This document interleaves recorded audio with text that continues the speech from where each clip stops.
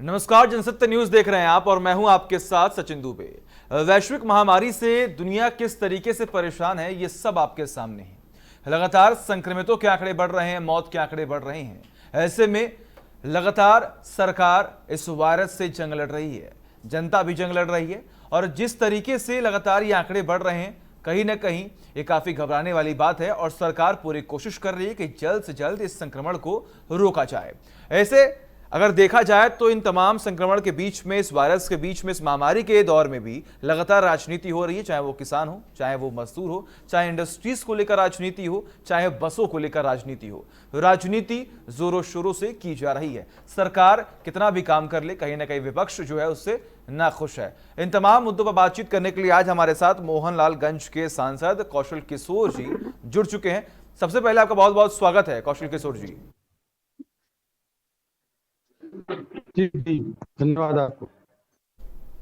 जी कौशल जी, सबसे पहला मेरा सवाल आपसे ये है कि मोहनलालगंज में किस तरीके से इस महामारी के दौर में आप लड़ रहे हैं, जनता कितनी परेशान है और किस तरीके से जनता की समस्याओं का समाधान किया जा रहा है।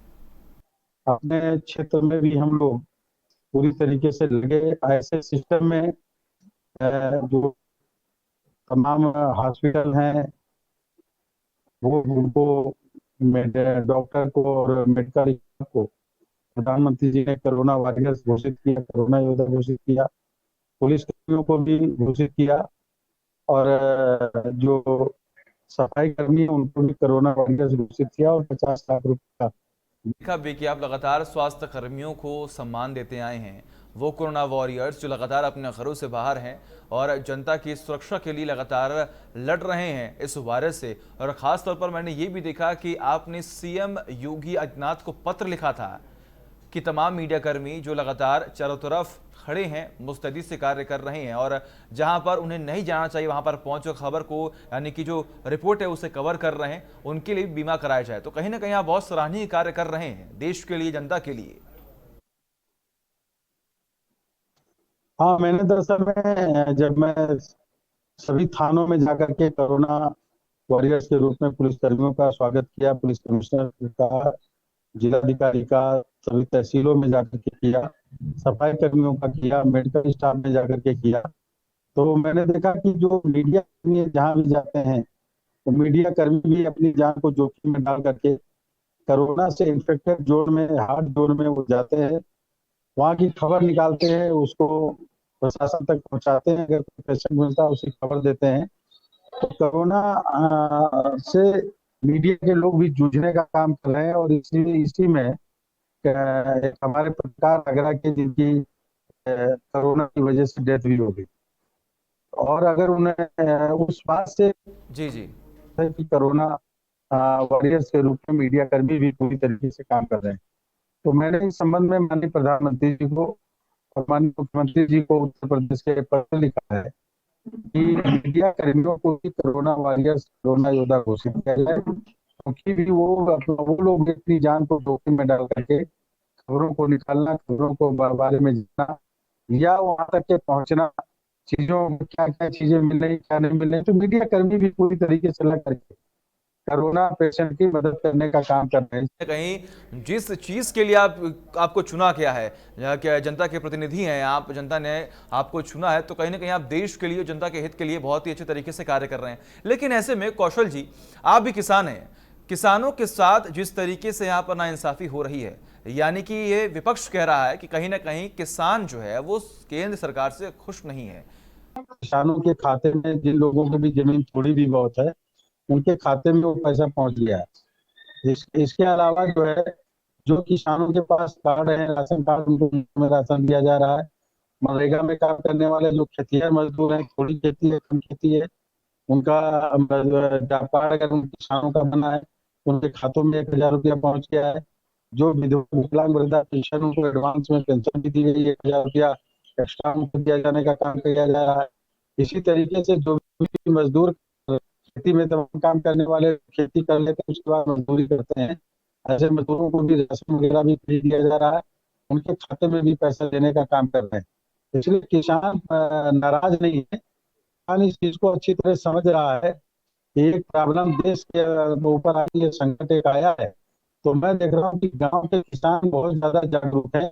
जो मजदूर प्रवासी मजदूर के रूप में बाहर काम कर रहे थे, वो जब गांव पहुंचे, गांव पहुंचने पर उन लोगों ने मजदूरों को गांव के बाहर ही रखा, और गांव के बाहर रख करके उनको बाकायदा क्वारंटाइन कराया।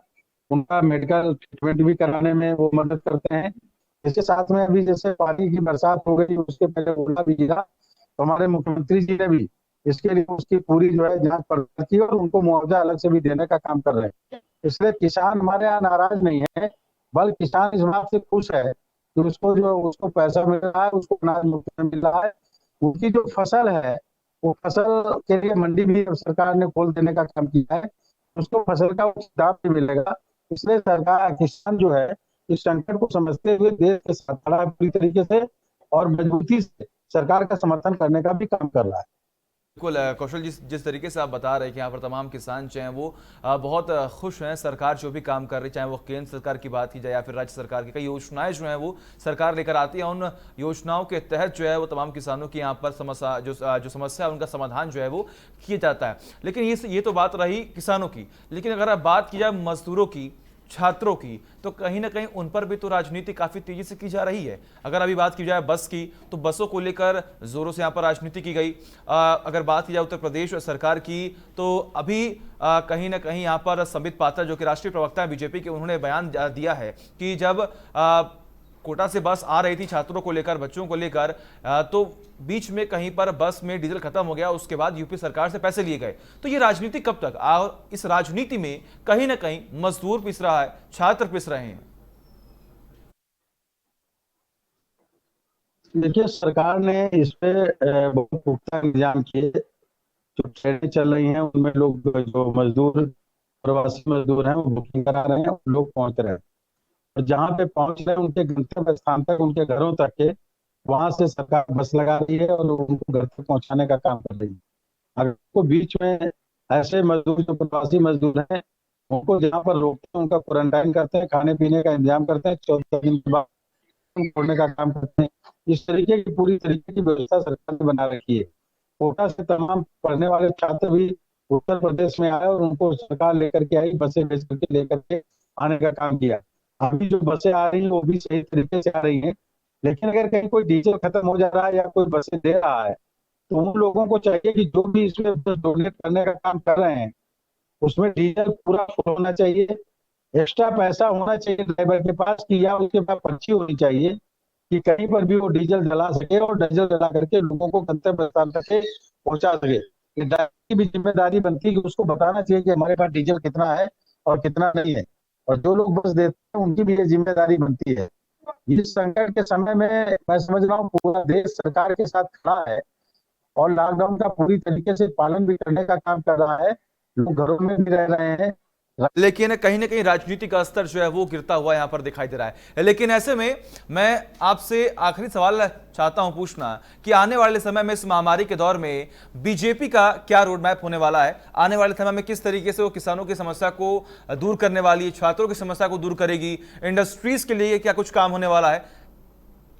इस समय पूरा देश, बुराई करने वालों की मैं बात नहीं कर सकता, लेकिन खेतिहर मजदूर है, खोमचा लगाने वाला है, रेडी लगाने वाला है, ठेला लगाने वाला है, और किसान है, किसी और छोटा दुकानदार है या बड़ा दुकानदार है, देश को बचाने के लिए पूरी तरीके से सब लोग मोदी जी के साथ खड़े हैं।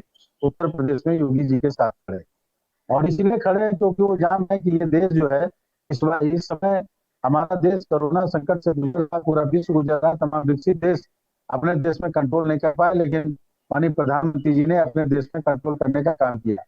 तो लोग क्या तपस्या भी कर रहे हैं, लोग चेके दे रहे हैं, अनुदान दे रहे हैं, प्रधानमंत्री केयर फंड में पैसा देने का काम कर रहे हैं, मुख्यमंत्री के कोष में पैसा देने का काम कर रहे हैं, और सभी वर्ग सभी समाज के लोग भी देने का काम कर रहे हैं।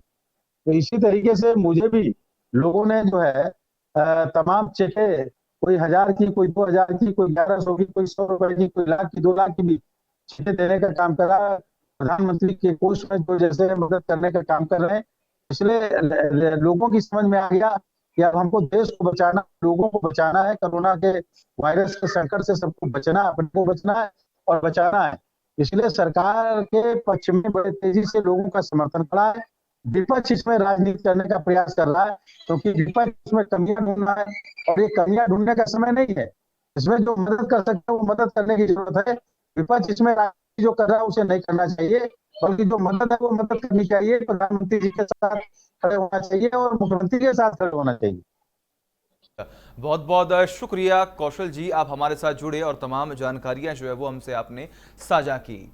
तो ये थे कौशल किशोर, मोहनलालगढ़ के सांसद, जिन्होंने ये बताया कि कहीं ना कहीं इस महामारी के दौर में राजनीति नहीं करनी चाहिए, सबको मिलकर काम करना चाहिए और कहीं आने वाले समय में जनता के हित के लिए, किसानों के हित के लिए, मजदूरों के हित के लिए और खास तौर पर देश के लिए सही से कार्य करना चाहिए, क्योंकि आने वाले समय में अगर ये महामारी को खत्म किया गया तो ही हमारा देश बच पाएगा। अगर आपको ये हमारा खास सेगमेंट पसंद आया तो इस वीडियो को लाइक करें, शेयर करें और चैनल को सब्सक्राइब करना बिल्कुल भी ना भूलें।